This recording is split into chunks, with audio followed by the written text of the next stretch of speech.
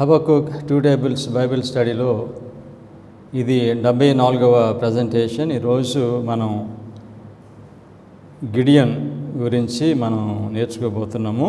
గిద్యోను. ప్రార్థన చేసుకుని వాక్యాన్ని ప్రారంభించుకుందాం.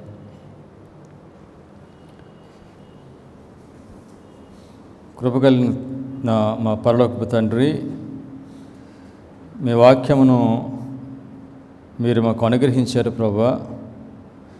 మీ వాక్యమును మేము అంగీకరించినప్పుడు మీ వాక్యము మమ్మలను పరిశుద్ధపరుస్తుంది అనే వాక్యం తెలియచేస్తుంది. మీరు అంత్యకాలంలోకి ఇచ్చిన ఈ సత్యములు ఇవి చాలా బలమైనవి. వీటిని మేము బోధించడానికి మీరు మాకు ఆధిక్యతను అనుగ్రహించారు ప్రభువా. ఇది కేవలము మీ కృపను బట్టి, పరిశుద్ధాత్మను బట్టే వీటిని మేము గ్రహించగలుగుతున్నాము, వీటిని బోధించగలుగుతున్నాము. మా ప్రభా, ఈ సమయంలో మీ వాక్యాన్ని నేను బోధిస్తూ ఉండగా మీరు వాగ్దానం చేసిన ప్రకారముగా నాకు పరిశుద్ధాత్మను అనుగ్రహించండి. వినుచున్న మీ ప్రజలకును పరిశుద్ధాత్మను అనుగ్రహించి సమస్తము మీ యొక్క మహిమ కొరకు జరుగునట్లుగా మమ్మల్ని మీరు నడిపించమని యేసుక్రీస్తు నామములో ప్రార్థన చేయించున్నాం తండ్రి, ఆమేన్. హబక్కూక్ 2 టేబుల్స్ మీద ఉన్న ఈ ప్రవచన చరిత్ర పరిశుద్ధ గ్రంథంలో మనము చాలా ప్రదేశాల్లో చూడొచ్చు. ఈరోజు గిద్యోను నుండి మనము ఈ పాఠాన్ని నేర్చుకోబోతున్నాము. చివరి తరంలో బైబిల్ అంతా కూడా మరలా అది రిపీట్ అవుతుంది. అంటే పరిశుద్ధ గ్రంథంలో ఉన్న పుస్తకములన్నీ అవి ప్రకటన గ్రంథమునకు వచ్చి అక్కడ ముగుస్తాయి.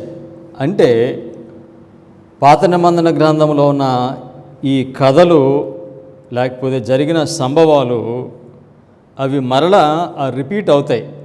అవి ప్రకటన గ్రంథానికి వచ్చి అక్కడ ముగుస్తాయి. సెలెక్టెడ్ మెసేజెస్ బుక్ 3 పేజ్ 338, 339లో మిసెస్ వైట్ ఈ విధంగా రాస్తున్నారు. Each of the ancient prophets spoke less for their own time than for ours, so that their prophesying is in force for us. The Bible has accumulated and bound up together its treasures for the last generation.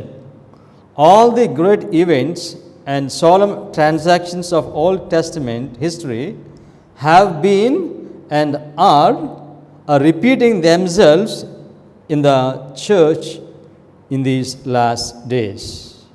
పాత నిబంధన గ్రంథంలో ప్రవచించిన ప్రవక్తలు వారు బోధించిన బోధ అది వారికంటే కూడా ఎక్కువగా చివరి తరంలో, చివరి సంఘంలో జీవించే వారికి ఇవి ఎక్కువ వర్తిస్తాయి.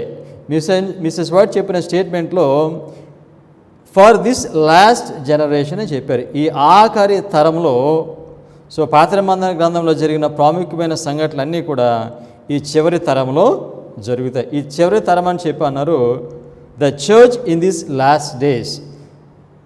ఈ రోజుల్లో ఉన్న సంఘము అని మాట్లాడినప్పుడు మిసెస్ వైట్ ఏ సంఘం గురించి మాట్లాడుతున్నారు? అటువంటి చర్చ్. సో కనుక ఆ చరిత్ర అంతా కూడా మనలో అది జరుగుతుంది. అంటే మనము చివరి తరంలో ఉన్నాము కనుక పాత నిబంధన గ్రంథంలో నుండి మనకి దేవుడు గొప్ప పాఠములను ఆయన బోధిస్తున్నారు. సో కనుక మనం ఇప్పుడు చివరి తరంలో ఉన్నాము. మనము చివరి తరంలో ఉన్నామని మనకి ఎలా తెలుస్తుంది? పరిశుద్ధ గ్రంథము మనకి ఏమైనా సూచనలు ఇస్తూ ఉందా మనం చివరి తరంలో ఉన్నామని? అవును, చివరి తరంలో ఉన్నామని మనకి ఎలా తెలుస్తుందని అంటే ఆఖరి దినములలో ఆయన పరిశుద్ధాత్మను ఆయన ప్రజల మీద కుమ్మరిస్తానని చెప్పారు. కడవరి వర్షము వస్తుంది కనుక కడవరి వర్షము ఎప్పుడైతే ప్రారంభమైందో అది చివరి తరము అని మనం చాలా సులువుగా దీన్ని అర్థం చేసుకోగలము. కనుక లోకాసువార్త 21వ అధ్యాయంలో ఈ చివరి తరం గురించి యేసుక్రీస్తు వారు మాట్లాడారు. లోక 21వ అధ్యాయము 30 నుండి 32 వాక్యాలు చదువుదాము. అవి చిగురించుట చూచి వసంతకాలం అప్పుడే సమీపమైనని మీ అంతటా మీరు తెలుసుకొందురు కదా. అటువలే మీరు ఈ సంగతులు జరుగుట చూచినప్పుడు దేవుని రాజ్యము సమీపమైనని తెలుసుకొనుడి. అవన్నీ జరుగు వరకు ఈ తరము గతింపదని నిశ్చయముగా మీతో చెప్పుచున్నాను. అవి చిగురించుట చూచినప్పుడు, ఏమిటవి? అంజూరపు చెట్టు. అది చిగురించుట, అది ఎవరి గురించి మాట్లాడుతున్నారు? చిగురించుట అని అర్థం అంటే ఏమిటంటే, ఎప్పుడు చెట్టు చిగురిస్తుందనంటే వర్షం వచ్చినప్పుడు. సో కనుక అవి చిగురించుట చూచినప్పుడు అని చెప్పాడు. సో కనుక చిగురించడం ప్రారంభమైంది. సో కనుక చిగురించడం ఎప్పుడు ప్రారంభమైంది? వసంతకాలంలో ప్రారంభమైంది అని చెప్పారు. సో కనుక ఈ చిగురించడం అంటే పరిశుద్ధాత్మ కుమ్మరింపు. పరిశుద్ధాత్మ వచ్చినప్పుడు అది చివరి తరము. ఎవరైతే ఈ పరిశుద్ధాత్మను గుర్తిస్తారో వారు చివరి తరంలో ఉన్నారు. సో కనుక యేసుక్రీస్తు వచ్చే వరకు ఈ తరము ఉంటుంది. సో కనుక వసంతకాలం వచ్చిందని మీరు తెలుసుకోవాలి. మనం ఇప్పుడు ఏ కాలంలో తెలుసండి? వసంతకాలంలో ఉన్నాం. వసంతకాలం తర్వాత ఏ కాలం వస్తుంది? వేసవకాలం వస్తుంది. వేసవకాలం ఏంటి? వేసవకాలం కోత కోసే సమయము. సో కనుక కోత కోసే సమయం పరిశుద్ధ గ్రంథంలో ఏది? ఆదివారము, చట్టము. సో కనుక ఇప్పుడు మన వసంతకాలమునకు వేసవి కాలమునకు మధ్యన ఉన్నాము. వసంతకాలం ఎప్పుడు ప్రారంభమైంది? ప్రవచనసారంగా 2001 సెప్టెంబర్ 11న వసంతకాలము ప్రారంభమైంది. దీని తర్వాత వెంటనే వచ్చేది వేసవి కాలము, కోత కోయటము ప్రారంభము అవుతుంది. పరిశుద్ధ గ్రంథంలో ఒక సత్యాన్ని దేవుడు మనకి ఇచ్చినప్పుడు, ఒక సత్యాన్ని మనం నమ్మాలని అంటే కనీసం దానికి ఎన్ని సాక్ష్యాలు ఉండాలి? మినిమం 2 సాక్ష్యాలు ఉండాలి. 2 లేక 3 సాక్ష్యాలు ఉంటేనే దానిని మనము నమ్మాలి. సో కనుక యేసుక్రీస్తు వారు పరిశుద్ధ గ్రంథంలో ఏదైనా ఒక ప్రాముఖ్యమైన సంగతి చెప్పినప్పుడు దానికి మినిమం 2 సాక్ష్యాలు ఉండాలి. సో కనుక 4 వాక్యాలు చదువుదాం. మనకి 2 లేక 3 సాక్ష్యాలు ఉండాలి. ఒక సంగతిని మనము స్థిరపరచాలంటే దాని గురించి 4 వాక్యాలు చదువుదాం. ద్వితీయోపదేశకాండము 17వ అధ్యాయము 5-6 వాక్యాలు. 2-3 సాక్షుల మాట మీదనే చావదగిన వానికి మరణశిక్ష విధింపవలను. ఒక్క సాక్షి మాట మీద వానికి విధింపకూడదు. సో ఒక్క సాక్షి చల్లడు, కనీసం 2 సాక్షులు ఉంటాడు. తర్వాత 19వ అధ్యాయం 15వ వాక్యము. ఒకడు చేయు సమస్త పాపములో ఏ అపరాధమును గూర్చియే గాని ఏ పాపమును గూర్చియే గాని ఒక సాక్షి యొక్క సాక్ష్యమును అంగీకరింపకూడదు. 2 సాక్షులు మాట మీద నైనను 3 సాక్షుల మాట మీద నైనను ప్రతి సంగతి స్థిరపరచబడును. చాలా స్పష్టంగా ఇక్కడ దేవుడు మోషే ద్వారా మనకి తెలియచేస్తున్నాడు. 2 లేక 3 మాట మీద స్థిరపరచబడుతుంది. క్రొత్త నిబంధనకు వెళ్దాం పౌలు దగ్గరికి. 2 కొరింథీయులు 13వ అధ్యాయము 1వ వాక్యము. ఈ 3వసారి నేను మీ యొద్దకు వచ్చుచున్నాను. 2-3 సాక్షుల నోట ప్రతి మాటయు స్థిరపరచబడవలెను. తిమోతి 5:9-19. మరియు పనివాడు తన జీతమునకు పాత్రుడు. 2-3 సాక్షులు ఉంటేనే కానీ పెద్ద మీద దోషారోపణ అంగీకరింపకము. సో ఏం చెప్తున్నారంటే 2 లేక 3 సాక్ష్యాలు ఉండాలి. 1844వ సంవత్సరంలో పరిశీలన తీర్పు ప్రారంభమైంది. ఇది స్మాల్ ఈవెంట్, బిగ్ ఈవెంట్. ఇది బిగ్ ఈవెంట్. 2001లో బ్రతుకున్న వారికి తీర్పు ప్రారంభమైంది. Big event. సో అంటే దీనికి దేవుడు 2 కంటే ఇంకెక్కువే సాక్ష్యాలు ఇస్తాడు. సో కనుక 1844లో అక్టోబర్ 22న తీర్పు ప్రారంభమైందని చెప్పడానికి మనకి 2 విట్నెస్, 2520, ఇంకోటి ఏంటి 2300 ప్రవచనము. సో కనుక 2-3 సాక్ష్యాలు ఖచ్చితంగా ఉండాలి, 2 కంటే ఎక్కువ ఉండాలి. సో కనుక 1844వ సంవత్సరంలో 22వ తారీఖున అక్టోబర్ 22వ తారీఖున అది తీర్పు ప్రారంభమైన మనం నమ్మేమంటే దానికి 2వ సాక్ష్యం ఏంటి? మొదటి సాక్ష్యము 25-20, 2వ సాక్ష్యము 2300. దేవుడు అటువంటి సంఘాన్ని ఎన్నుకున్నాడు. ఎన్ని సాక్ష్యాలు కావాలి? మినిమమ్ 2 సాక్ష్యాలు కావాలి. 25-20, 2300 ఈ 2 సాక్ష్యం ఇస్తున్నాయి మనకి. సో కనుక ఇప్పుడు మనం ఏ తరంలో ఉన్నాము? చివరి తరంలో ఉన్నాము. చివరి తరం అని అంటే దేవుడు పరిశుద్ధాత్మని ఇస్తాను వాగ్దానం చేశాడు. ఆ పరిశుద్ధాత్మను మనం గుర్తిస్తే అది చివరి తరము. దీని గురించి మనం అంతకుముందు ప్రకటన 18వ అధ్యాయంలో మనం నేర్చుకున్నాము. అదేవిధంగా జకర్యా 4వ అధ్యాయం నుండి మనం నేర్చుకున్నాము. ఈరోజు న్యాయాధిపతులు 6వ అధ్యాయం నుండి మనము నేర్చుకుందాం. న్యాయాధిపతులు 6వ అధ్యాయం చదువుదాం. న్యాయాధిపతులు 1వ అధ్యాయము 6వ అధ్యాయము 1వ వచనము. దీనిలో మనము మిల్లరేట్ చరిత్రను చూస్తాం. న్యాయాధిపతులు 6వ అధ్యాయము 1వ వాక్యం. ఇశ్రాయేలీలు యెహోవా దృష్టికి దోషులైనందున యెహోవా 7 ఏండ్లు వారిని మిద్యానీయులకు అప్పగించెను. ఎంతకాలం? 7 ఏండ్లు. ఎంతకాలం అప్పగించాడు? 7 సంవత్సరాలు దేవుడు ఆయన ప్రజలను మిద్యానీయులకి అప్పగించాడు. ఎన్ని రోజులు? 7 ఏళ్ళు అంటే 25 20. ఎవరిని అప్పగించాడు? దేవుని ప్రజలను అన్యులకు ఆయన అప్పగించాడు. 7 సంవత్సరాలు అప్పగించిన తర్వాత మరలా ఈ ప్రజలకు ఎప్పుడు విడుదల కలుగుతుంది? 7 సంవత్సరాలు అయిన తర్వాత విడుదల కలుగుతుంది. జ్ఞాపకం పెట్టుకోండి.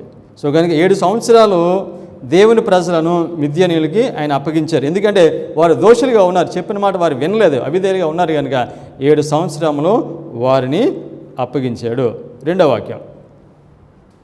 మిద్యానీయుల చెయ్యి ఇశ్రాయేలు మీద హెచ్చాయను గనుక వారు మిద్యానీయుల ఎదుట నిలువలేక కొండల్లోనున్న వాగులను గుహలను దుర్గములను తమకు సిద్ధపరచుకొని ఇశ్రాయేలీలు విత్తనములు విత్తిన తరువాత మిద్యానీయులను అమాలేకీయులను తూర్పున నుండి వారును తమ పశువులను గుడారములను తీసుకుని మిడతల దండంత విస్తారముగా వారి మీదకు వచ్చి వారి ఎదుట దిగి గాజాకు పోవునంత దూరము భూమి పంటను పాడు చేసి ఒక గొర్రెని కానీ ఎద్దుని కానీ గాడిదని కానీ జీవన సాధనమైన మరి దేనిని కానీ ఇశ్రాయేలీలకు ఉండనీయలేదు. మిద్యానీయులు ఇశ్రాయేలుకి ఏం చేశారో దీనిలో చెప్తున్నారు. ఎంతమంది వచ్చారు ఆయన మీదకి? దేవుని ప్రజల మీదకి 3 వచ్చారు ఇక్కడ. మిద్యానీయులు, అమాలేకీయులు, తూర్పు నుండి వారు. ప్రవచనం ప్రకారంగా దేవుని ప్రజలకు ఎంతమంది శత్రువులు ఉంటారు? 3 శత్రువులు ఉంటారండి. ఎంతమంది? దేవుని ప్రజలకు 3 శత్రువులు ఉంటారు. సో దీనిలో మనం ఇక్కడ చూస్తున్నాము, ఈ 3 శత్రువులు ఇక్కడ చూస్తున్నాము. మళ్ళీ చివరి ఎక్కడ చూస్తాము? ప్రకటన 16వ అధ్యాయము 13వ వాక్యంలో మనము చూస్తాము. సో అందుకనే మనం ఏమని చెప్తామనంటే యేసుక్రీస్తు వారు అంతంలో జరిగేదాన్ని ప్రారంభం నుండి ఆయన చెప్తున్నారు. ప్రారంభంలో జరిగిన అవన్నీ కూడా ప్రాముఖ్యమైనవి మరలా అంత్యకాలంలో ఆయన రిపీట్ అవుతాయి. సో కనుక దేవుని ప్రజల మీదకి 3 శత్రువులు వచ్చారు. ఇదే విధంగా ఆఖరి కాలంలో కూడా దేవుని ప్రజల మీదకి 3 శత్రువులు రాబోతూ ఉన్నారు. వాళ్ళు ఎలా వచ్చారని చెప్తున్నాడంటే మిడతల దండంత విస్తారంగా వచ్చాడు. మిడతల దండంతా విస్తారము. మిడతల దండు అది దేనికి సూచనగా ఉందో మనం చదువుదాం. న్యాయాధిపతులు 7వ అధ్యాయము 12వ వాక్యము. మిద్యానీయులను అమాలేకీయులను తూర్పు వారును లెక్కకు మిడతల వలె ఆ మైదానంలో పరుండి ఉండిరి. వారి ఒంటెలు సముద్ర తీరమందున్న ఇసుక రేణువుల వలె లెక్కలేనివై ఉండెను. సముద్రపు ఇసుక రేణులు. సో ప్రకటన 17వ అధ్యాయం 15వ వాక్యంలో జలములను దేంతో పోలుస్తున్నాడు? ఏమేమి చెప్తున్నాడు? ప్రజలని చెప్పాడు. తర్వాత యెషయా 40వ అధ్యాయం 22వ వాక్యము. ఆయన భూమండలం మీద ఆసీనుడై ఉన్నాడు, దాని నివాసులు మిడతల వలె కనబడుచున్నారు. మిడతలు దండుగా రావటం అంటే లోకమంతా కూడా ఎవరి మీదకి రాబోతున్నారు? చివరి కాలంలో దేవుని ప్రజల మీదకి రాబోతూ ఉన్నారు. సో కనుక దేవుని ప్రజల మీదకి గిద్యోను కాలంలో మిడతల దండు వాళ్ళే వచ్చారు. ఇది రిపీట్ అవుతుంది మళ్ళీ చివరిలో. దేవుని ప్రజల మీదకి విశ్రాంతిని గైకునే వారి మీదకి ఆదివారం చట్టం వచ్చిన తరువాత లోకమంతా ఒకటవుతుంది. దేవుని ప్రజలు ఒక పక్షాన వారు ఉంటారు. దీన్ని మనము దానియేలు 11వ అధ్యాయం 45వ వాక్యంలో దీనిని చూస్తాము. సో కనుక మిడతల దండు అంటే లోకమంతా వారి మీదకి వచ్చారు, మన మీదకి వారు రాబోతూ ఉన్నారు. సో కనుక ఆయన భూమండలం మీద ఆసీనుడై ఉన్నాడు, దాని నివాసులు మిడతల వలె కనబడుచున్నారు. ఒకడు తెరను విసిరినట్లుగా ఆయన ఆకాశ వైశాల్యమును వ్యాపింపజేసెను. ఒకడు గుడారం వేసినట్లు ఆయన దానిని నివాస స్థలముగా ఏర్పరచును. సో కనుక మిడతల దండు అంటే లోకమంతా చివరిలో దేవుని ప్రజల మీదకి రాబోతున్నారు. సో ఇక్కడ 3 అని చెప్పాడు. చివరిలో మనం చూస్తే వారు కూడా 3 శత్రువులు దేవుని ప్రజల మీదకి రాబోతూ ఉన్నారు. 5, 6, 7 వాక్యాలు చదువుదాం. మీరును వారి ఒంటెలను లెక్క చేయకు వారును వారి ఒంటెలను లెక్క చేయకుండాను దేశమును పాడు చేయుటకు వారు దానిలోనికి వచ్చిరి. ఇశ్రాయేలీలు మిద్యానీయుల వలన మిక్కిలి హీనదశకు వచ్చినప్పుడు వారు యెహోవాకు మొరపెట్టిరి. మిద్యానీయుల బాధను బట్టి ఇశ్రాయేలీలు యెహోవాకు మొరపెట్టగా, వీళ్ళు ఏం చేస్తున్నారు, వీళ్ళు మిద్యానీయులు వీళ్ళని బాధ పెట్టారు కనుక యెహోవాకి వీళ్ళు మొరపెడుతున్నారు. సో కనుక ఈ విధంగా మొరపెట్టినప్పుడు దేవుడు ఏం చేస్తాడో, ఈ విధంగా మొరపెట్టినప్పుడు దేవుడు ఒక ప్రవక్తను పంపిస్తాడు, విడిపించే ఒక వ్యక్తిని ఆయన పంపిస్తాడు. సో కనుక మనం ఇప్పుడు ఈ చరిత్రకి వెళ్తే 25 తర్వాత మనుషులు వాళ్ళు మొరపెట్టినప్పుడు వారిని విడిపించడానికి దేవుడు ఒక మనిషిని పంపించాడు.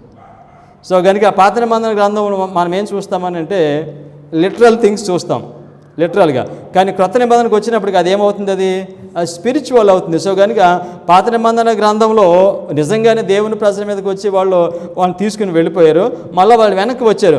కానీ క్రొత్త నిబంధనలో వాళ్ళు 7 సంవత్సరాలు అయిపోయిన తరువాత వారు మొరపెట్టినప్పుడు దేవుడు మళ్ళా వారికి ఒక వ్యక్తిని, ఒక ప్రవక్తను ఆయన పంపిస్తాడు. సో ఎవరిని పంపించాడు? సో 25 ప్రవచనం 1798లో పూర్తయితే దాని తర్వాత విలియం మిల్లర్ని పంపించాడు. సో కనుక విలియం మిల్లర్ చేసే పని ఏమిటంటే he will reverse the captivity. ఏం చేస్తాడు? He will reverse the captivity. So వీళ్ళు బానిసత్వంలోకి వెళ్ళిపోయారు. సో కనుక ప్రవక్త వచ్చి వాళ్ళ బానిసత్వాన్ని బయటికి తీసుకుని వస్తాడు. సో పాత నిబంధన గ్రంథంలో అయితే నిజంగానే వాళ్ళ బానిసత్వంలోకి వెళ్ళారు, వాళ్ళు నిజంగానే వెళ్ళి యుద్ధం చేసి లేకపోతే అక్కడి నుంచి వాళ్ళు వెనక్కి వచ్చారు. కానీ కొత్త నిబంధనకు వచ్చేసరికి వీళ్ళు ఆధ్యాత్మికంగా బానిసత్వంలోకి వెళ్తారు, కానీ ఒక మనిషి వచ్చి వాళ్ళని ఆధ్యాత్మిక బానిసత్వం నుండి వెనక్కి తీసుకొని వస్తాడు. దీన్ని మనం రివర్సింగ్ ది క్యాప్టివిటీ. సో కనుక ఇప్పుడు 7 సంవత్సరాలు వీళ్ళు బానిసత్వంలో ఉన్నారు, మిద్యానీయులు అప్పగించాడు. సో కనుక వారిని తీసుకొస్తారు. సో కనుక 1798 తర్వాత ఆ యొక్క బానిసత్వంలో ఆధ్యాత్మిక బానిసత్వం ఉన్న ప్రజలను తీసుకురావడానికి విలియం మిల్లర్ని పంపించాడు దేవుడు.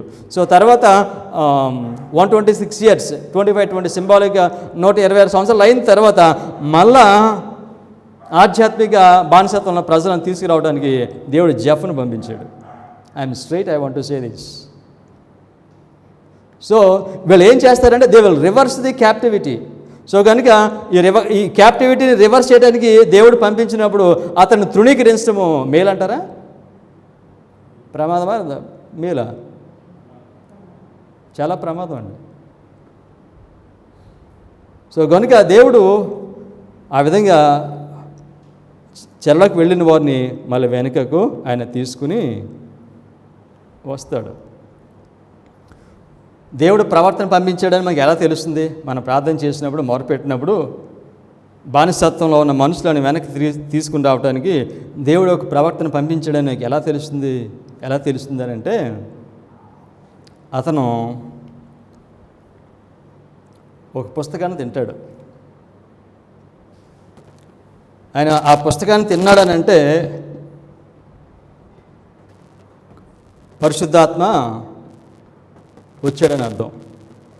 సో కనుక ఇతను ఈ పుస్తకాన్ని తినటాన్ని మనము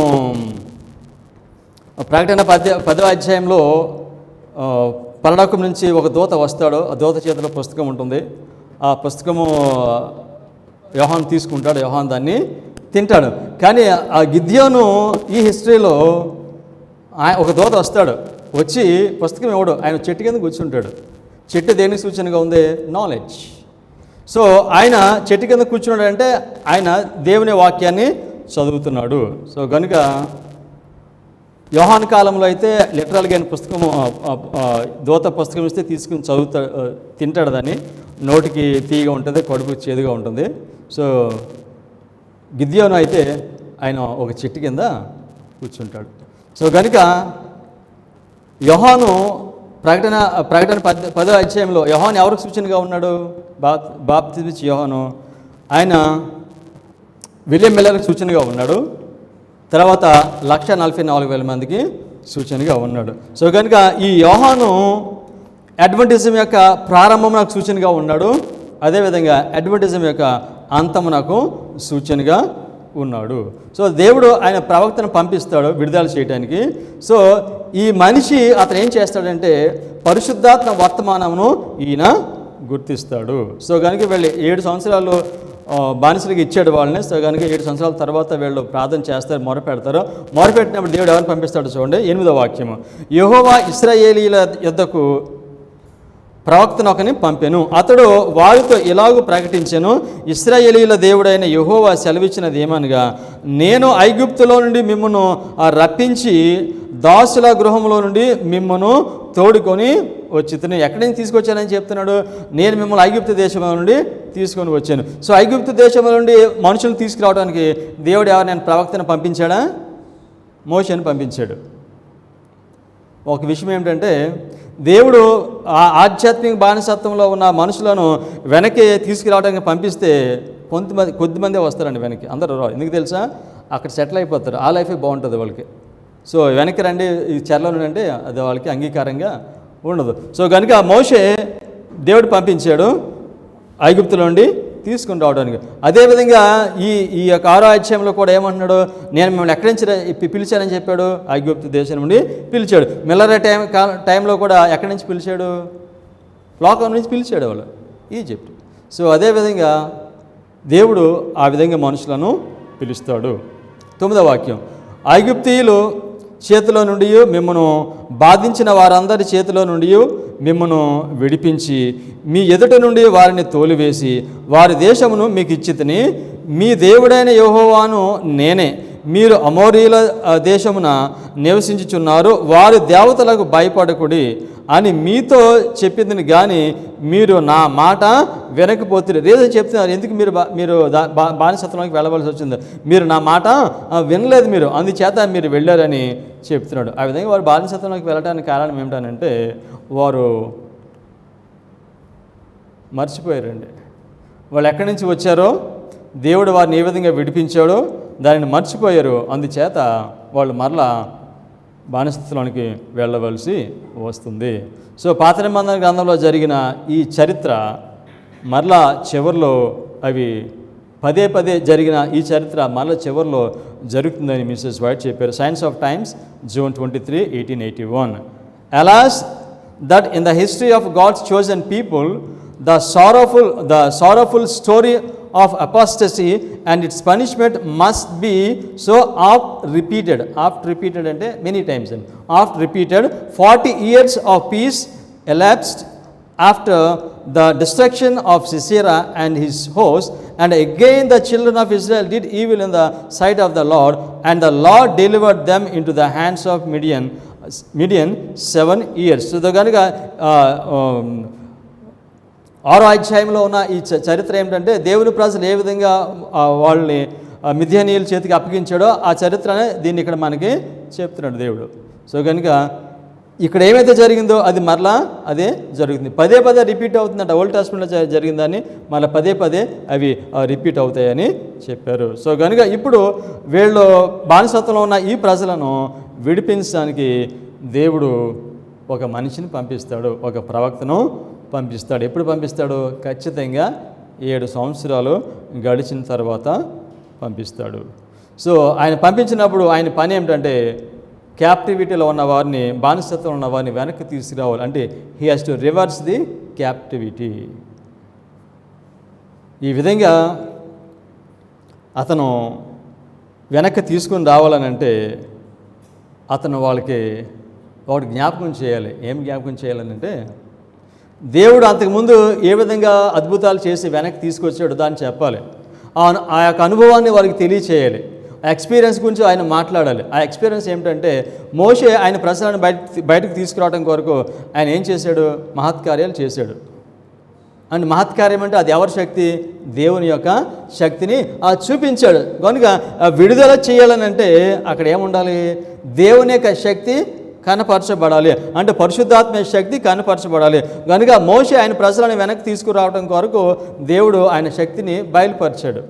manifestation of God's power. So అదేవిధంగా ఇప్పుడు కూడా గిద్యోను కూడా అదే పని ఆయన చేయబోతున్నాడు. దీని గురించి మనము కడవరి వర్షం గురించి జోయల్ 2వ అధ్యాయము 28 నుండి 3వ అధ్యాయం 17 వరకు మనం చదువుదాం. ఇది లాంగ్ ప్యాసేజ్, కానీ మనము దీనిని చదవాలి. ఎందుకంటే బానిసత్వం ఉన్న ప్రజలు వెనక్కి రావాలనంటే వారు దేవుని యొక్క శక్తిని చూడాలి, వారు పరిశుద్ధాత్మని వారు పొందాలి. సో అంతకుముందు జరిగిన అనుభవాన్ని వీళ్ళకి తెలియచేయాలి. మనం వెనకున్న 2 చార్ట్స్ ఏం అనుభవం? అది manifestation of God's power, holy spirit. So Mrs White ఆ మాట చెప్పారు. జోయల్ 2వ అధ్యాయము 28 నుంచి 3వ అధ్యాయం 17 వాక్యం వరకు మనం చదువుదాం. జోయల్ 2వ అధ్యాయము 28 32 ఫస్ట్. తరువాత నేను సర్వజనుల మీద నా ఆత్మను కుమ్మరింతును. సో నా ఆత్మను కుమ్మరింతును అంటే ఇది అంత్యకాలంలో జరిగే దాని గురించి మాట్లాడుతున్నాడు. జోయల్ ప్రాఫెసీకి ఎన్ని అప్లికేషన్స్ ఉన్నాయి? Triple application. మన ఆఖరి అప్లికేషన్లో మనం ఉన్నాము. ఇప్పుడు ఆఖరిగా జరిగే దానిలో మనము ఉన్నాము. తరువాత నేను సర్వజనుల మీద నా ఆత్మను కుమ్మరింతును, మీ కుమారులను మీ కుమార్తెలను ప్రవచనములు చెప్పుదురు, మీ ముసలివారు కలలు కొందరు, మీ యవనులు దర్శనములు చూతురు. ఆ దినములలో నేను పనివారి మీదను పనికెత్తుల మీదను నా ఆత్మను కుమ్మరింతును, మరియు ఆకాశమందును భూమి యందును మహత్కార్యములను అనగా ఆ రక్తమును అగ్నిని ధూమ స్తంభములను కనపరుచుదును. 31వ వాక్యము. యెహోవా యొక్క భయంకరమైన ఆ మహాదినము రాకముందు సూర్యుడు తేజోహీనుడగును, చంద్రుడు రక్తవర్ణమగును. యెహోవా సెలవిచ్చినట్లు సియోను కొండ మీదను యెరూషలేములోను తప్పించుకున్న వారందరూ శేషించిన వారిలో యెహోవా పిలుచువారు కనబడుదురు. ఆ దినమున యెహోవా నామమును బట్టి ఆయనకు ప్రార్థన చేయవారు అందరూ రక్షించబడుదురు. ఈ యొక్క దేని గురించి మాట్లాడుతున్నారంటే దీనిలోనూ కడవరి వర్షం గురించి మాట్లాడుతుంది. ఈ కడవరి వర్షం గురించి మాట్లాడుతూ ఏమన్నారు?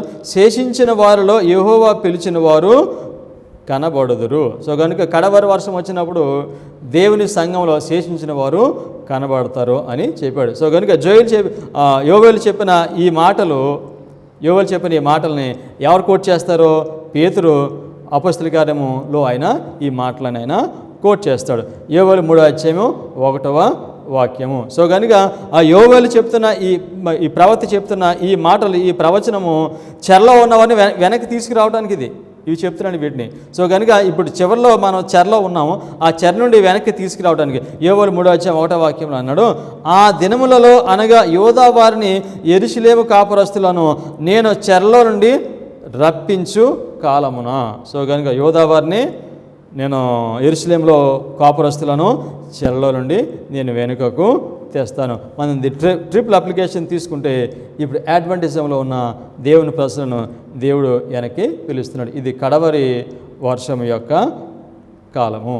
ఓకే, తర్వాత 2-3 వాక్యాలు చదువుదాం. అన్యజనులందరినీ సమకూర్చి ఏం చేస్తాడు? అన్యజనులందరినీ సమకూర్చి యెహోషాపాతు ఆ లోయలేనికి తోడుకుని పోయి వారు ఆయా దేశంలోనికి నా స్వాస్థ్యమగు ఇశ్రాయేలులను చెదరగొట్టి నా దేశమును తాము పంచుకొనుటను బట్టి నా జనుల పక్షమున అక్కడను నేను ఆ అన్యజనులతో రాజ్యమాడదును. ఎవరితో రాజ్యమాడతాడంట? అన్యజనులతో రాజ్యమాడదును. వారు నా జనుల మీద ఆ చీట్లు వేసి వేషకు బదులుగా ఒక బాలునిచ్చి ద్రాక్షారసము కొనుటకై ఒక చిన్నదానిని ఇచ్చి త్రాగుచు వచ్చిరు కదా. తూరు పట్టణమా, సీదోను పట్టణమా, ఫిలిస్తీయ ప్రాంత వాసులారా, మీతో నాకు పని ఏమి? నేను చేసిన దానికి మీరు నాకు ప్రతీకారం చేయదురా? మీరు నాకేమైనా చేయదురా? ఏమంటే నేను వెళ్ళి నా ప్రజలను మళ్ళీ నేను వెనక్కి తీసుకుని వస్తాను. ఎక్కడి నుంచి తీసుకొస్తానని చెప్పాడు? మరలా ఇక్కడ ముగ్గురు శత్రువులను చూపిస్తున్నాడు. ఇక్కడ ఎవరు వాళ్ళు? తూరు పట్టణము, సీదోను పట్టణము, ఫిలిస్తీయ ప్రాంత నివాసులు. వీళ్ళ దగ్గర నుంచి నేను వారిని విడిపిస్తాను అని చెప్పాడు. సో కనుక చెదరగొట్టిన తర్వాత మరలా నేను నా ప్రజలను నేను సమకూరుస్తానని ఈ వాక్యంలో యోవేలు ప్రవక్త ద్వారా తెలియచేస్తాను. 5వ వాక్యము. నా వెండిని నా బంగారమును మీరు పట్టుకొని పోతిరి. ఎవరు పట్టుకుపోయారు?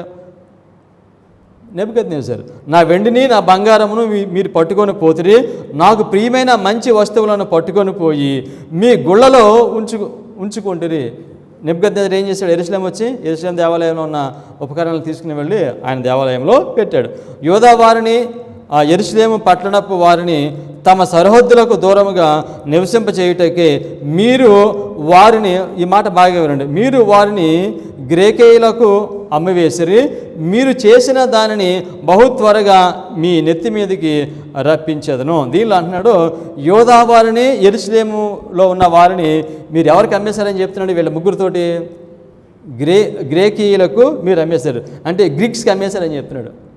గ్రీక్ వారికి మీరు ఎవరిని అమ్మేశారు?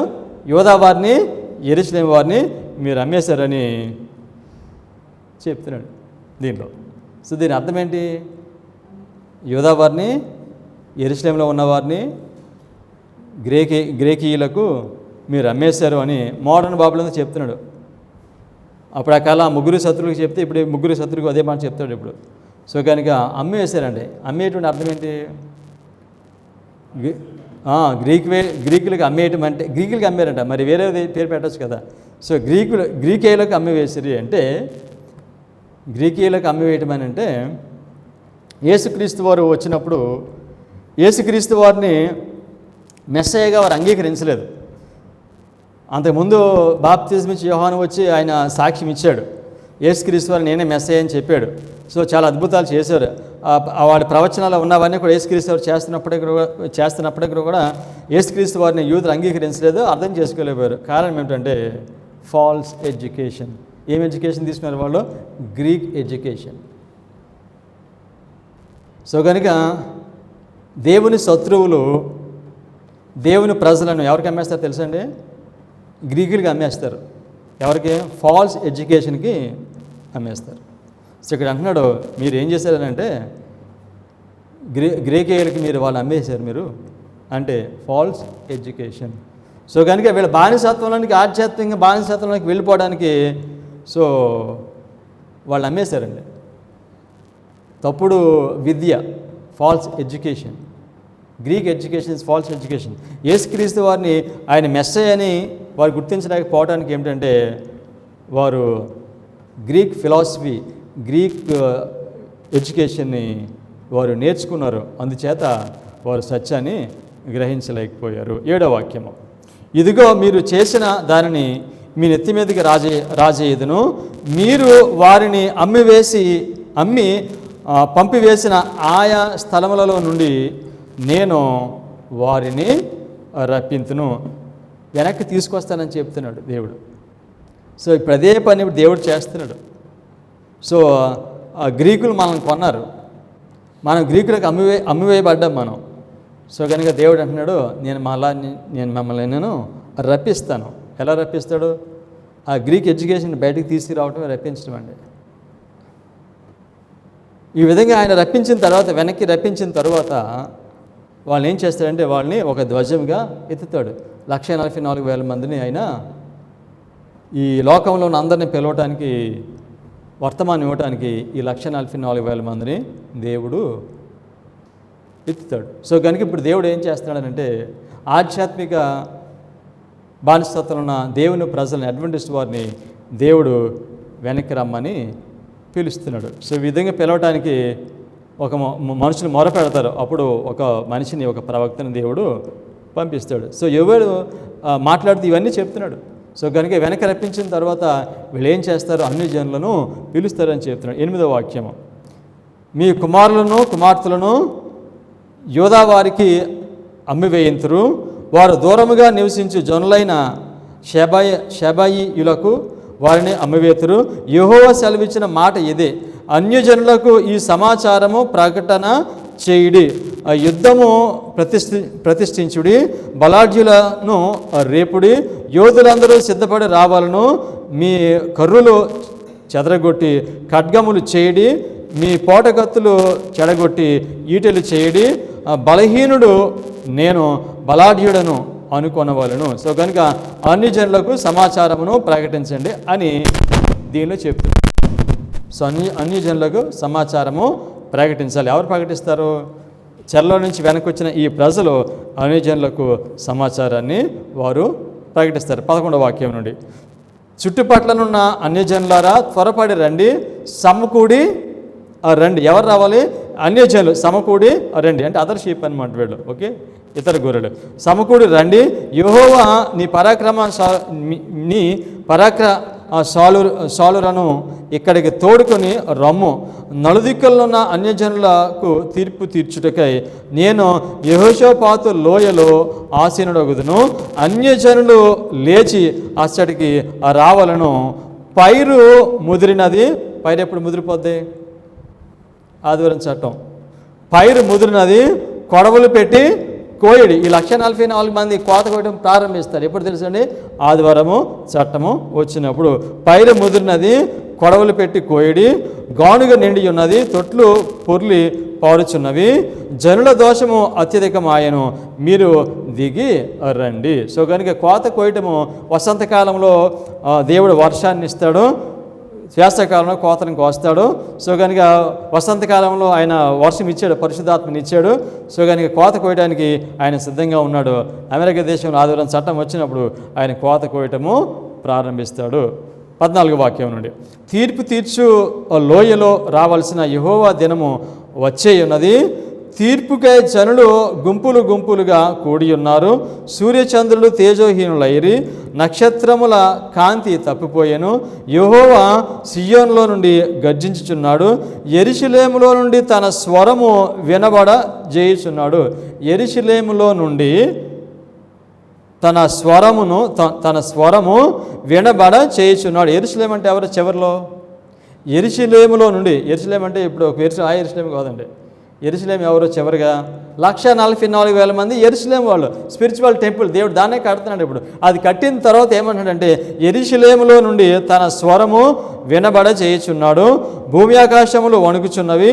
అయితే యెహోవా తన జనులకు ఆశ్రయమగును, ఇశ్రాయేలులకు దుర్గముగా నుండును. 17వ వాక్యము, అన్యులకి మీదట దానిలో సంచరించకుండా యెరూషలేము పరిశుద్ధ పట్టణముగా ఉండును. ఇక అన్యులు దానిలో ఉండరు. యెరూషలేములో అన్యులు ఉండరండి. ఇంకా దాని అర్థం ఏంటి? యెరూషలేములో అన్యులు ఉండరు. సో బుద్ధి కలిగిన కన్యకులు, బుద్ధి లేని కన్యకులు సంఘంలో ఉంటారు. సో కనుక దేవుడు ఏం చేస్తున్నాడు? వేరు చేసేస్తున్నాడు. వేరు చేసి ఆధ్యాత్మిక సంఘంగా దాన్ని చేస్తున్నాడు కనుక దానిలో ఇక అన్యులు ఉండరు. అన్యులకి మీదట దానిలో సంచరింపకుండా యెరూషలేము పరిశుద్ధ పట్టణముగా ఉండును. మీ దేవుడైన యెహోవాను నేనే, నాకు ప్రతిష్ఠితమగు సియోను పర్వతమందు నివసించుచున్నానని మీరు తెలుసుకుందరు. సో కనుక దేవుడు అన్యజనులను పిలుస్తాడు. దానికి ముందు ఈ చెరలో ఉన్న ప్రజలను పిలవటానికి దేవుడు ఒక ప్రవక్తను పంపిస్తాడు. ఆ ప్రవక్త ద్వారా 144,000 మంది సమకూర్చబడతారు.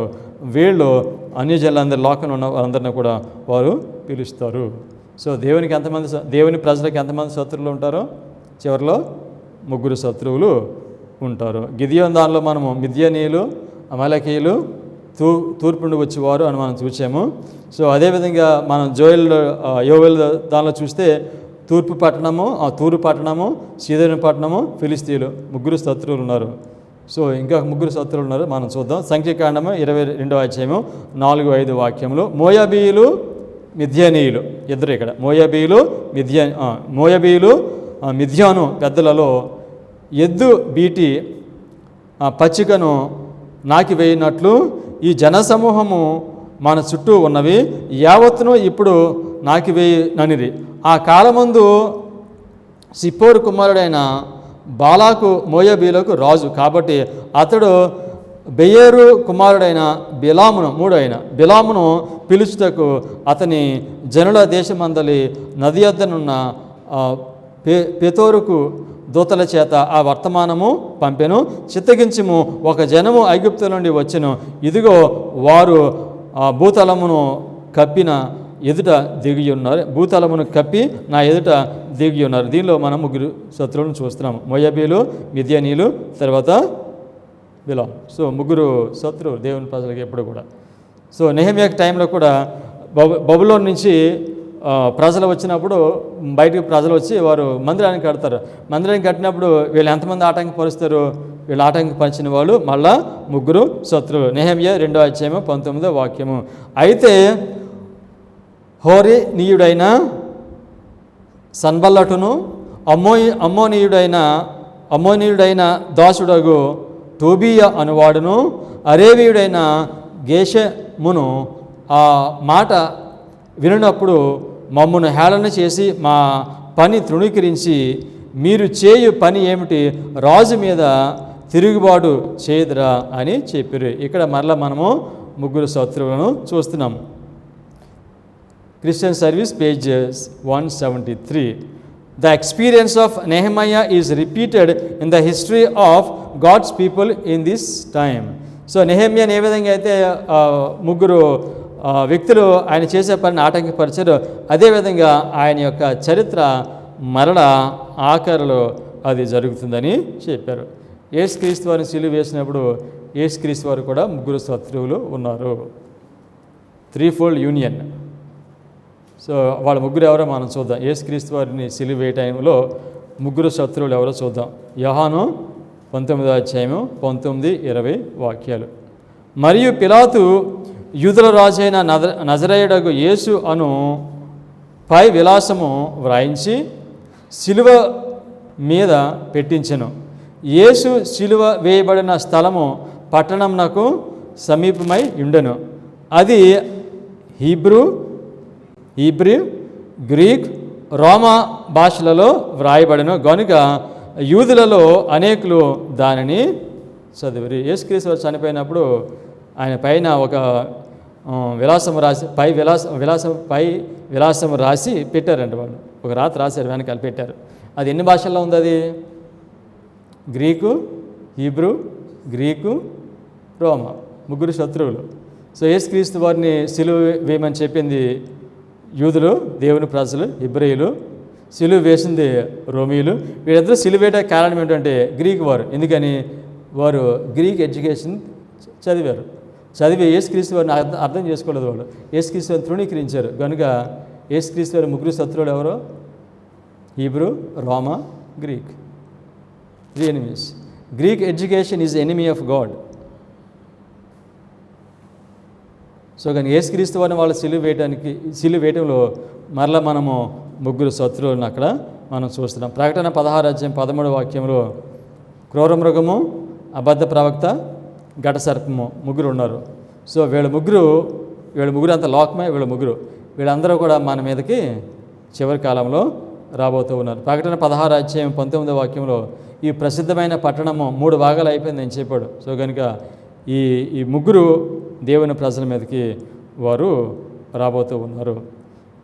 న్యాయాధిపతులు 6 వాక్యంలో 7 సంవత్సరాలు మిద్యానీయులకి అప్పగించిన తర్వాత వీళ్ళు దేవునికి మొరపెడతారు. దేవునికి మొరపెట్టిన తర్వాత దేవుడు వారిని విడిపించడానికి ఒక ప్రవక్తను పంపిస్తాడు. ఆ ప్రవక్తే గిద్యోను. గిద్యోను వచ్చి వాళ్ళ ప్రజలని విడిపిస్తాడు. ఎప్పుడు?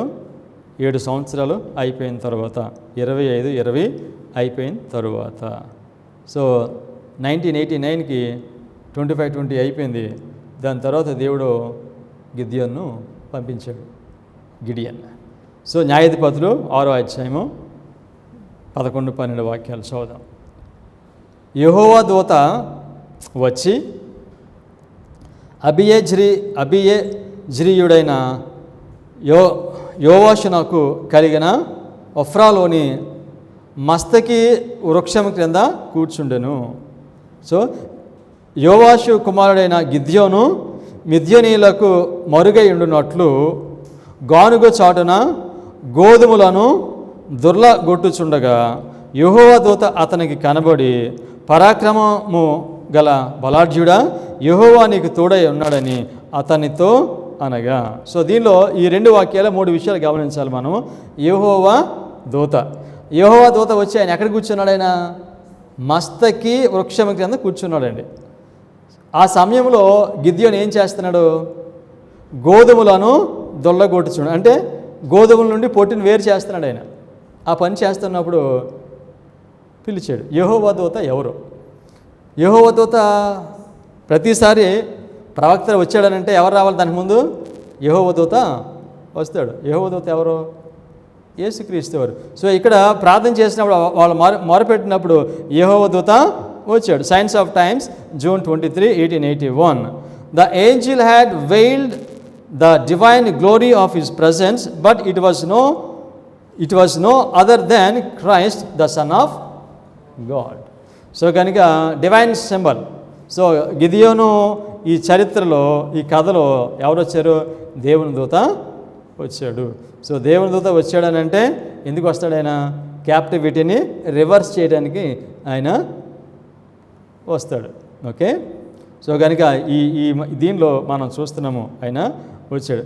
వచ్చి ఈ దూత వచ్చి ఎక్కడ కూర్చున్నాడు? మస్తకి వృక్షము కింద, చెట్టు కింద కూర్చున్నాడు. సో మస్తకి వృక్షము, చెట్టు అనేది అది నాలెడ్జ్. సో కనుక ఆ చెట్టు కింద కూర్చున్న మనిషిని బట్టి అది ఏం చెట్టో తెలుస్తుంది అనమాట. సో అంతకుముందు మనం చదివిన దానిలో అహరోను బలిపీఠం దగ్గర బలిపీఠం గురించి మనం చదివినప్పుడు 4వ ప్రజెంటేషన్లో చివరి ప్రజెంట్ మనం ఏం నేర్చుకున్నామంటే ఈయన వెళ్ళి మస్తకి చెట్టు కింద కూర్చున్నాడు. ఆయన అబద్ధ ప్రవక్త అయిపోయాడు ఆయన. సో కనుక అది మంచి చెడులను తెలియజేసే. సో కానీ ఇప్పుడు ఈ దూత వచ్చి ఆ మస్తకి వృక్షం కింద కూర్చున్నాడు. So this is good tree, మంచి చెట్టు. సో ఏం చెట్టు ఇది? ఏం నాలెడ్జ్ ఇది? ఏ జ్ఞానం ఇవ్వబోతున్నాడు గిద్యోనికి ఈ దూత వచ్చి? దానియేలు ప్రకటన గ్రంథంలో ప్రవచనాలు ఇవ్వబోతున్నాడు. ఓకే, దానియేలు ప్రకటన గ్రంథంలో ఉన్న వాటిని ఇవ్వబోతున్నాడు. ఈ గిద్యోను ఎవరికి సూచనగా ఉన్నాడు? గిద్యోను యోహానుకు సూచనగా ఉన్నాడు. గిద్యోను విలియం మిల్లర్కి సూచనగా ఉన్నాడు. గిద్యోను 144,000 మందికి సూచనగా ఉన్నాడు. సో ఈయన ఏ పని చేస్తున్నాడు? గోధుమలను దొర్లగొట్టుచుండగా వేరుపరుస్తున్నాడు. పొట్టుని గోధుమ నుండి ఆయన వేరుపరుస్తున్నాడు. దీన్ని ఏమంటారు? గోధుమల్ని పొట్టు నుండి వేరు చేయాలంటే గిద్యోను ఏం చేయాలి? దేవుడు పంపించిన ప్రవక్త ఏం చేయాలి? వేరుపరచాలనంటే గోధుమలను దొలగొట్టాలి. దాని అర్థం ఏంటి? గోధుమను దొలగొట్టడం అంటే ఈ పంపించిన ఈ ప్రవక్త, ఈ దూత మస్తకి వృక్షం కింద కూర్చున్నాడు. అంటే కూర్చున్నాడంటే ఆయనకి సత్యం ఇవ్వడానికి వచ్చాడు. దానియేలు ప్రకటన గ్రంథం ఉన్న ఈ నాలెడ్జ్ ఇవ్వడానికి ఆయన వచ్చాడు. సో కనుక ఇప్పుడు ఇతను ఈ గోధుమల నుంచి ఆ పొట్టుని వేరు చేయాలంటే ఈ ప్రవక్త చేయవలసిన పని ఏమిటంటే ఆయన ఇచ్చిన ఆ వర్తమానాన్ని తీసుకోవాలి.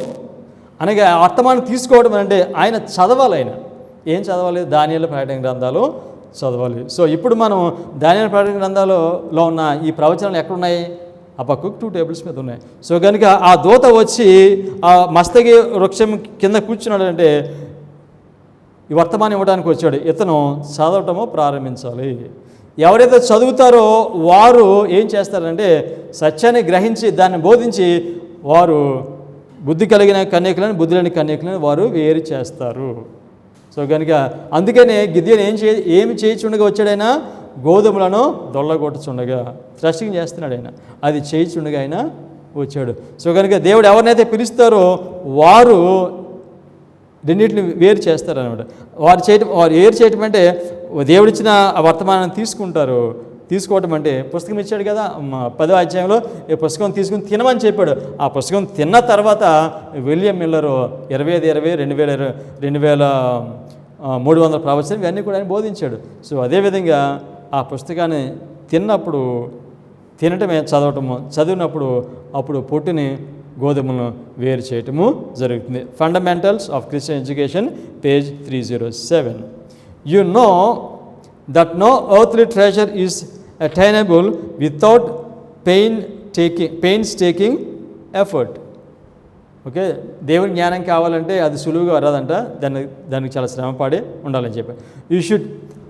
Why should you expect to understand the treasures of the word of God without diligently searching the scriptures? దేవుని వాక్యము డెలిజెంట్గా చదవకుండా నీవు ఈ వాక్యంలో ఉన్న ఈ ముత్యాలు నీకు ఎలా దొరుకుతాయి? So it is proper and right to read the Bible, but your duty does not end there. For you are to search its pages for yourself. So గిద్యోను ఏం చేస్తాడు? మీకు విషయం తెలుసా? దేవుడు పంపించిన ప్రవక్త ఆ దేవుని దగ్గర నుంచి వర్తమానం తీసుకుంటాడు. ప్రవక్త అంటే అర్థం ఏమిటంటే ఇతను ఎవరి దగ్గర నుంచి తీసుకోడు జ్ఞానాన్ని, ఎవరి దగ్గర వర్తమానం తీసుకోడు, దేవుని దగ్గర నుంచి తీసుకునే మనిషిని ప్రవక్త అని పిలుస్తారు. మనం బోధిస్తాం, మన ప్రవక్తలం కాదు మనం. సో మనం బోధించేదంతా కూడా దేవుడు ఎవరికో ఇచ్చారు, ఇస్తే వాళ్ళ దగ్గర నేర్చుకుని మనం చెప్తున్నాం. కానీ ప్రవక్త అయితే నేరుగా దేవుని దగ్గర నుంచి తీసుకుంటాడు ఆయన వర్తమానం. సో అందుకే ఆయన ప్రవక్త అండి. సో కనుక మన కేవలం బోధకులు మాత్రమే. సో దేవుడు ఎన్నుకున్న వారికి ఏ మానవ దగ్గర నుంచి కాకుండా దేవుని దగ్గర నుంచి ఆయనకి వర్తమానం వస్తుంది. సో ఆయన ప్రవక్త.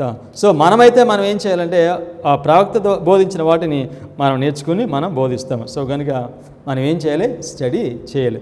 The knowledge of God is not to be gained without mental effort, without prayer for wisdom is in without prayer for wisdom in order that you may separate from the pure grain of truth the chaff with which man and Satan have misrepresented the doctrine of truth. So కనుక ఈ పొట్టును ఈ గోధుమలను వేరు చేయాలనంటే కనుక ఎవరో ఒక మనిషి చాలా డీప్ స్టడీ చేయాలి. ఈ డీప్ స్టడీ చేస్తేనే ఆయన గోధుమలను పొట్టును ఆయన వేరు చేయగలరు. సో కనుక ఇక్కడ గిద్యోను ఏం చేస్తున్నాడు? గోధుమలను పొట్టు నుండి వేరు చేస్తున్నాడు. ఆయన జల్లిస్తున్నాడు. ఆయన ఆ పని ఆయన చేస్తున్నాడు. హబక్కూకు 2 tables గురించి ఇన్ఫర్మేషన్ మెటీరియల్ ఇస్తే ఒక ఆయన అన్నారు, it is waste of reading అని చెప్పారు నాతో. అది చదవటం వ్యర్థం అనే మాట చెప్పారు. సో మనం చదవాలి, దీన్ని చదివి మనం అర్థం చేసుకోవాలి. ఈ యొక్క సత్యం మన దగ్గరికి వచ్చినప్పుడు. Statement continuous. Satan and his confederacy of human agents have endeavored to mix the chaff of error with the wheat of truth. So అపవాది ఏం చేస్తాడు? గోధుమలను పొట్టును రెండింటిని కలిపి ఉంచుతాడు.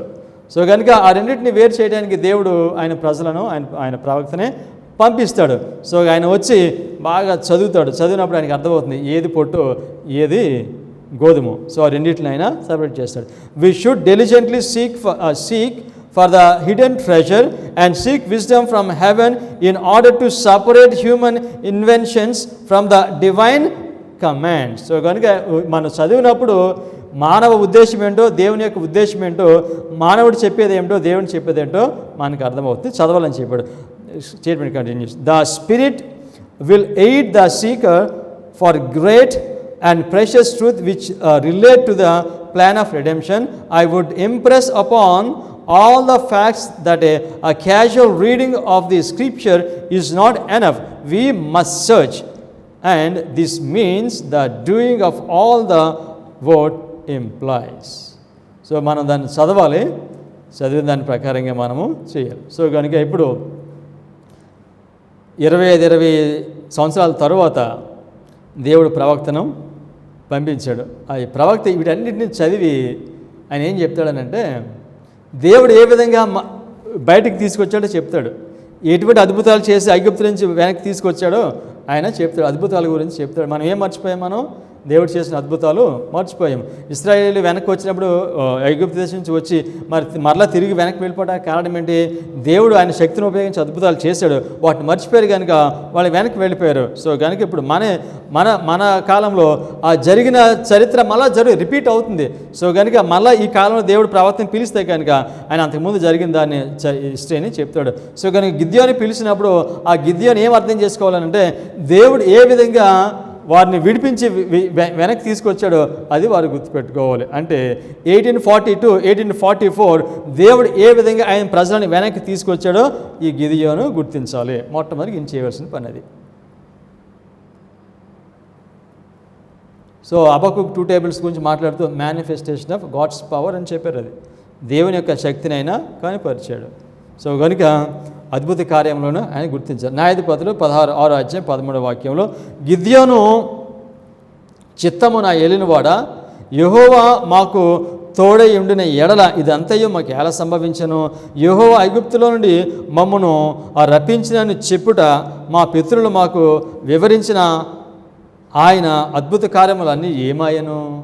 యెహోవా మమ్మను విడిచిపెట్టి మిద్యానీయుల చేతికి మమ్మను అప్పగించినని అతనితో చెప్పాను. యెహోవా దూత వచ్చి గిద్యోనుతో మాట్లాడుతుంటే గిద్యోను ఈ మాటలు చెప్తున్నాడు. అద్భుత కార్యములన్నీ ఏమైపోయినాయి అని అడుగుతున్నాడు. మర్చిపోయారు కదా వీళ్ళు. ఓకే, సో ఇంగ్లీష్ స్టేట్మెంట్స్ ఉన్నాయి, చదవట్లేదు. సో న్యాయాధిపతులు 6:14 అంతటి యెహోవా అతని తట్టు తిరిగి బలము తెచ్చుకొని వెళ్ళి మిద్యనీయుల చేతిలో నుండి ఇశ్రాయేలును రక్షింపము, నిన్ను పంపిన వాడను నేనే అని చెప్పగా. సో గిద్యోనుతో అంటున్నాడు, నువ్వు వెళ్ళి దేవుని ప్రజలను మిద్యానీయుల చేతిలో నుండి నీవు విడిపించు. సో గిద్యోను దేవుడిచ్చిన ఆ జ్ఞానాన్ని, ఆ సత్యాన్ని, వర్తమానాన్ని తీసుకున్నాడు. సో దేవుని ప్రజలను విడిపించడానికైనా వెళ్ళాడు.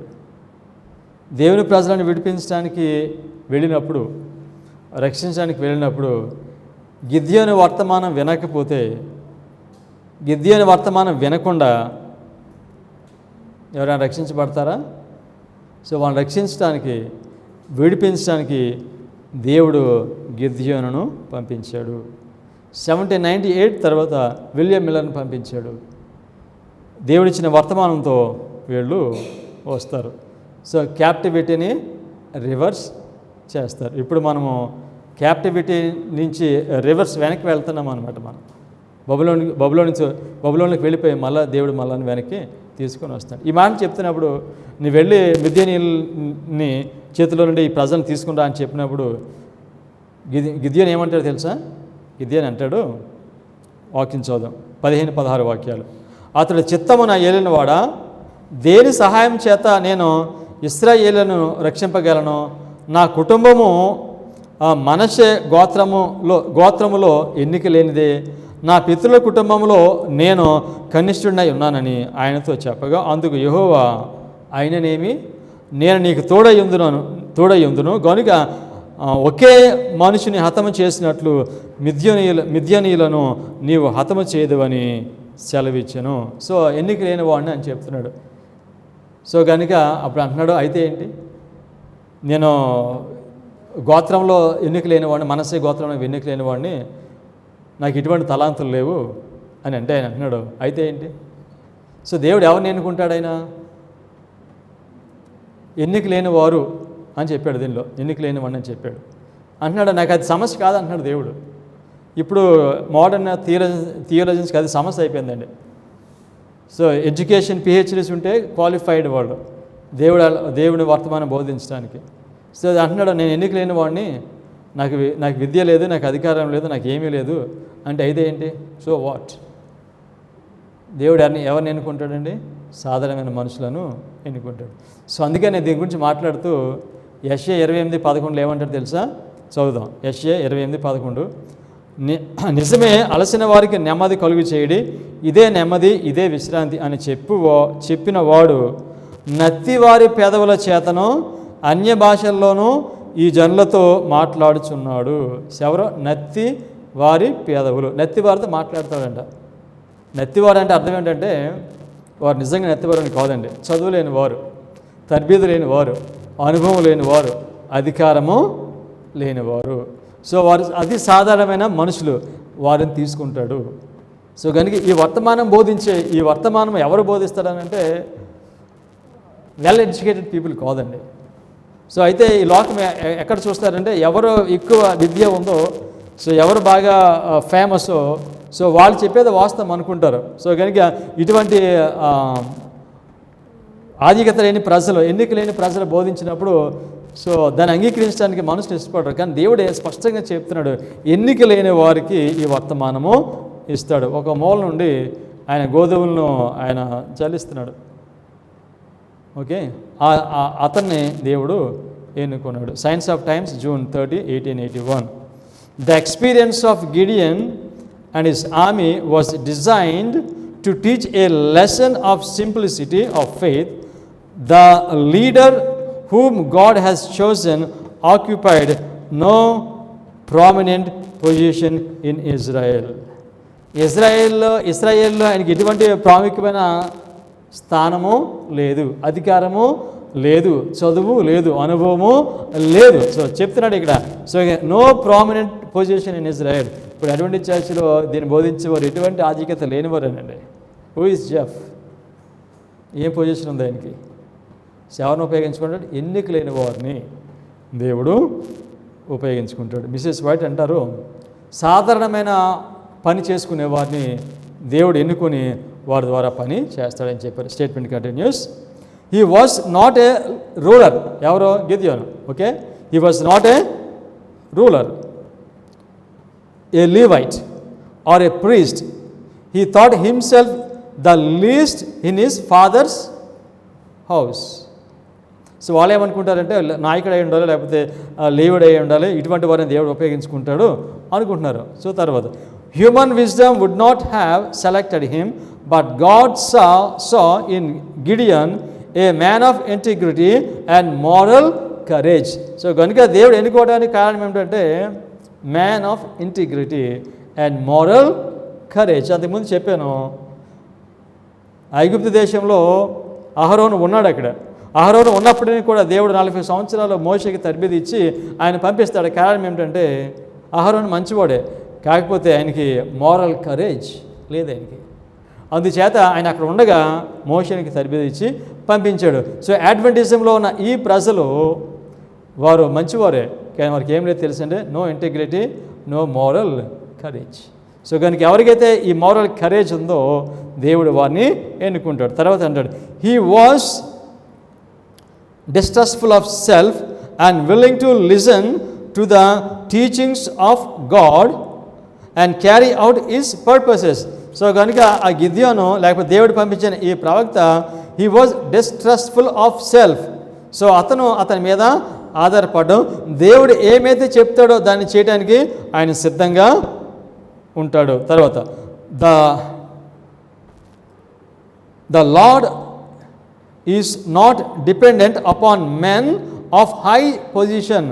సో దేవుడు ఎవరి మీద ఆధారపడలేదు, ఎవరికైతే పెద్ద పదవులు ఉన్నాయో వారి మీద దేవుడు ఆధారపడటం లేదు. Okay, the Lord is not dependent upon men on high position or a great intellect or extensive knowledge. చాలా జ్ఞానం ఉండి, వారు చాలా మేధస్సు ఉండి, వారు గొప్ప పొజిషన్ ఉన్నవారిని దేవుడు చివరి వర్తమానము బోధించడానికి వారిని ఎన్నుకోవటం లేదు. ఇది మనం గమనించాలి.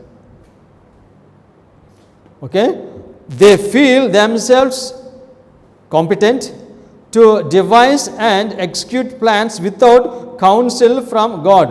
సో ఎక్కువ మేధస్సు ఉన్నవాడు, ఎక్కువ విద్య ఉన్నవాడు ఆయన ఏమనుకుంటాడంటే, మిసెస్ వైట్ చెప్తున్నారు, ఇక నేను చేసే పనులకి నేను దేవుని మీద ఆధారపడవలసిన అవసరమో లేదు, నా సొంతగా నేను చేయగలను అనుకుంటాడంట.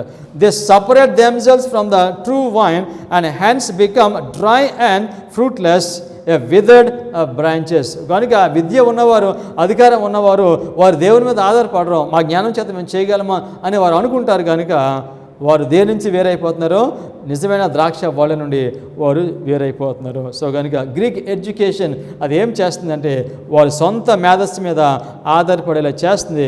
కనుక దేవుని దగ్గరికి వెళ్ళి వారు ఎటువంటి ఉపదేశాన్ని వారు తీసుకొని పని చేయరు. అందుచేత దేవుడు ఏం చేస్తున్నాడంటే అతి సాధారణమైన మనుషులను ఆయన ఎన్నుకున్నాడు. గిద్యోను అతి సాధారణమైన మనిషి.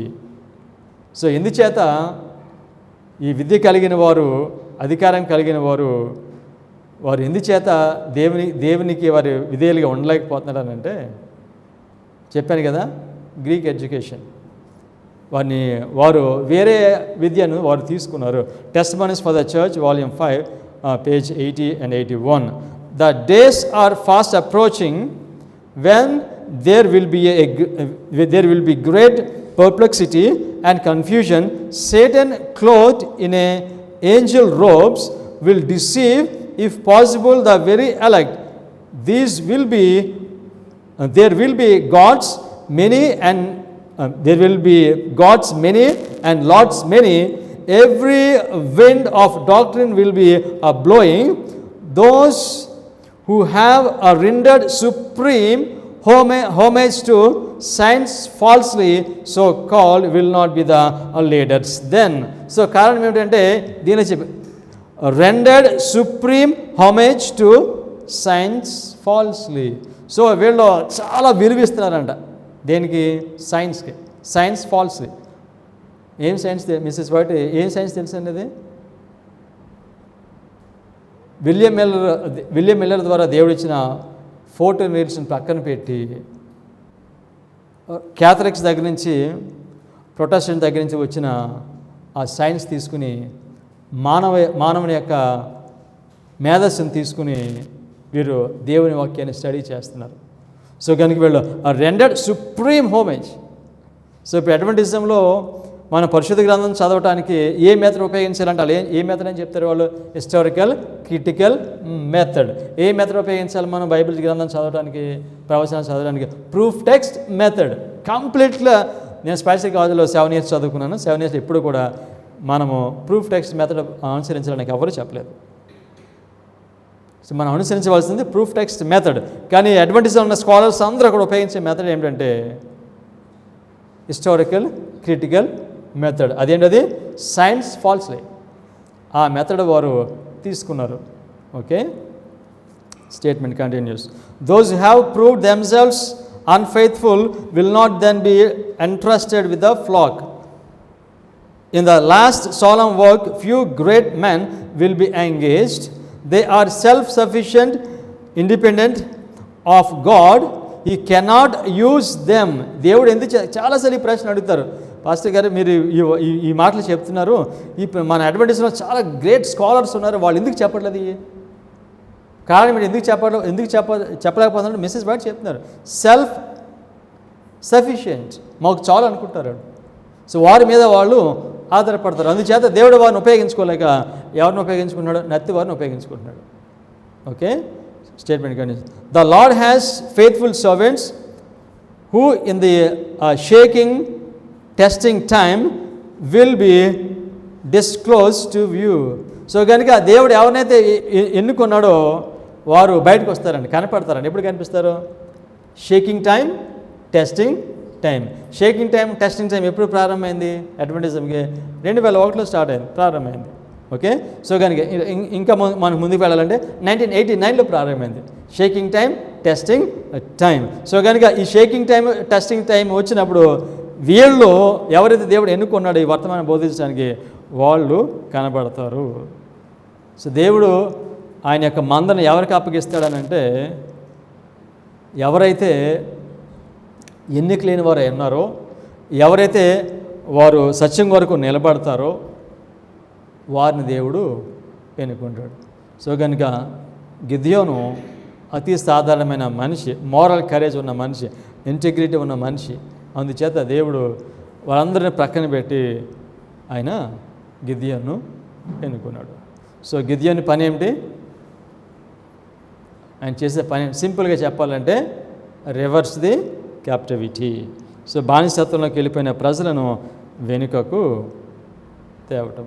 సో కనుక గిద్యోనికి వచ్చి దేవుడు ఆయనతో మాట్లాడినప్పుడు, ఆయనకు వర్తమానం ఇచ్చినప్పుడు ఆయన ఏం గుర్తిస్తాడు తెలుసండి? ఆయన కడవరి వర్షాన్ని గుర్తిస్తాడు. ఆ కడవరి వర్షాన్ని గుర్తిస్తాడు. ఎలా గుర్తిస్తాడు? ఆయన వాక్యాన్ని చదువుతాడు. ఎలా చదువుతాడనంటే line upon line, proof text method ఉపయోగించి ఆయన వాక్యాన్ని చదువుతాడు గిద్యోను. సో అందుచేత అతనికి కడవరి వర్షం వచ్చిందనే విషయం ఆయనకి అర్థమవుతుంది.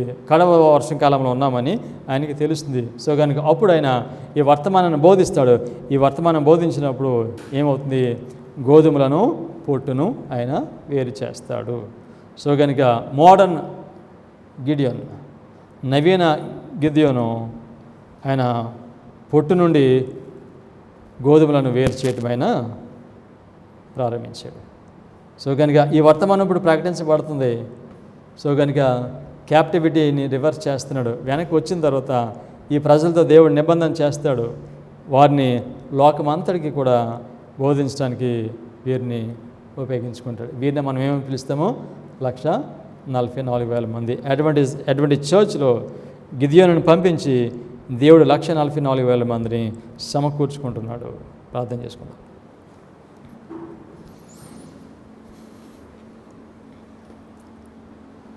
కృప కలిగిన మా పరలోకపు తండ్రి, ఈ లోకం యొక్క చివరిలో మేము జీవిస్తున్నాము. మేము ఆధ్యాత్మిక బానిసత్వంలో ఉన్నామని మీ ప్రవక్త వచ్చి తెలియచేస్తేనే మాకు తెలుస్తుంది. మా ప్రభువా, మీరు మీ ప్రజలను వెనక్కి పిలుస్తున్నారు ఆధ్యాత్మిక బానిసత్వం నుండి. ఎవరైతే ఈ పిలుపును వారు అంగీకరిస్తారో ప్రభువా, వారు మీతో శాశ్వత కాలం జీవిస్తారు. తండ్రి, మీ కృపను బట్టి కేవలము మీరు మాకు ఈ సత్యాలను అనుగ్రహించారు మా ప్రభా. ఈ సత్యమును బోధిస్తున్న మమ్మలను మీ వాక్యం చేత పరిపూర్ణంగా మమ్మలను పరిశుద్ధపరిచి మీ స్వభావానికి మమ్మల్ని అందరినీ మార్చుకోనమని మీ కుమారుడైన యేసుక్రీస్తు నామములో ప్రార్థన చేయుచున్నాం తండ్రి. ఆమేన్.